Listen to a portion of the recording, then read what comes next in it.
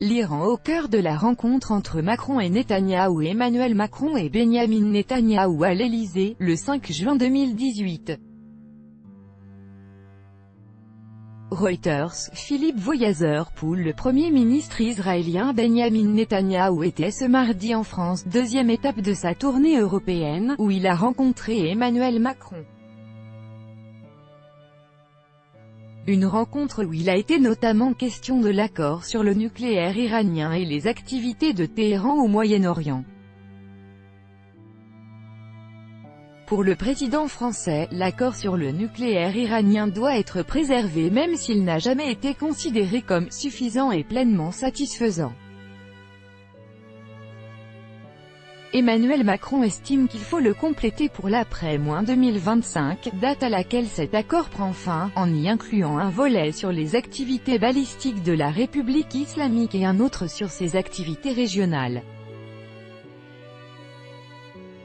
Emmanuel Macron prenait la parole aux côtés d'un Benyamin Netanyahou bien décidé quant à lui à faire reculer l'Iran sur tous les fronts et à s'appuyer pour cela sur le retrait des États-Unis de cet accord. Selon le Premier ministre israélien, il existe une espèce de symétrie entre l'islam sunnite radical du groupe État islamique et d'Al-Qaïda et ce qu'il appelle l'islam radical chiite, qu'il estime instrumentalisé par l'Iran. La plus grande menace qui pèse aujourd'hui sur le monde est à mon avis le fait que des armes nucléaires soient en possession d'un régime islamique tel que l'Iran. Les archives sur les activités nucléaires que nous avons récemment découvertes prouvent que l'Iran a menti au monde entier sur son programme nucléaire, et je crois qu'il est temps aujourd'hui d'exercer un maximum de pression contre l'Iran pour mettre un terme à son programme nucléaire. Benyamin Netanyahou exhorte à la plus grande fermeté face à l'Iran. 5, 6, 2018 par Nicolas Fallet. Écoutez, Benyamin Netanyahou l'affirme, l'Iran a menti sur ses activités nucléaires lorsqu'il concluait l'accord de 2015. Et selon le chef du gouvernement israélien, Téhéran a utilisé les bénéfices économiques de l'accord pour tenter de conquérir la région. Ça a été un gigantesque distributeur de cash, et ils ont pris cet argent pour essayer conquérir le Moyen-Orient. C'est ce qu'ils ont fait au Yémen, en Syrie, au Liban et maintenant à Gaza. Si le but de l'accord était de rendre l'Iran plus modéré, alors on a vu le résultat opposé. L'accord a donné de l'argent à l'Iran pour construire l'empire, a assuré Benyamin Netanyahou. En évoquant l'expansionnisme iranien, c'est entre autres à la Syrie que le Premier ministre israélien fait allusion. Il cite les dizaines de milliers d'hommes des milices chiites commandées par l'Iran qui se battent aux côtés des forces du régime de Bachar el-Assad. De son côté, Emmanuel Macron se projette dans une reconstruction politique du pays, un travail sur la constitution de futures élections. Mais pour Benyamin Netanyahou, il n'y aura de Syrie reconstruite que si l'Iran quitte définitivement la Syrie. Concernant l'accord de 2015, Benyamin Netanyahou dit qu'il n'est pas venu demander à Emmanuel Macron de sortir de l'accord nucléaire.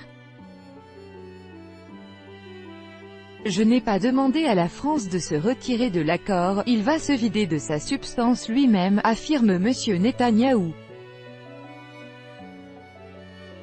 Le brûlant dossier israélo-palestinien. Autre sujet brûlant évoqué par les deux dirigeants, le dossier israélo-palestinien, après les tirs israéliens qui ont fait des dizaines de morts palestiniens le mois dernier dans la bande de Gaza. Pour Benyamin Netanyahou, l'État hébreu n'a fait que se défendre face à des émeutes violentes, organisées par le Hamas. Ce qu'ils veulent, c'est pénétrer en Israël et capturer des civils ou des militaires juste de l'autre côté de la clôture frontalière.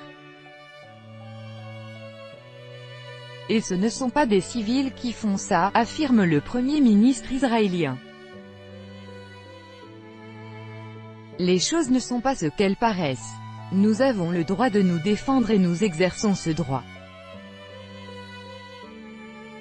Nous essayons de le faire sans qu'il y ait de morts, mais nous n'y parvenons pas, car le Hamas veut que ces personnes soient tuées, poursuit-il.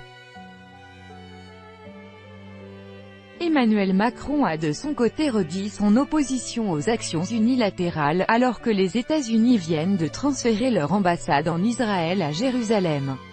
Pour le président français, le moment n'est donc pas venu de reconnaître officiellement la Palestine? Ce serait vu comme une réaction à un autre acte unilatéral, qui à mes yeux est une erreur, qui est l'acte américain consistant à faire de Jérusalem la capitale. L'expérience des dernières semaines a montré une chose, l'unilatéralisme irrespectueux des positions des autres crée la violence, estime Emmanuel Macron. Pour le président français, c'est sur le terrain et avec un engagement des partis qu'une solution peut être trouvée. Au moment qui sera le bon, la France œuvrera pour agir. Après Paris, Benyamin Netanyahou est attendu à Londres ce mercredi pour la troisième et dernière étape de sa tournée en Europe.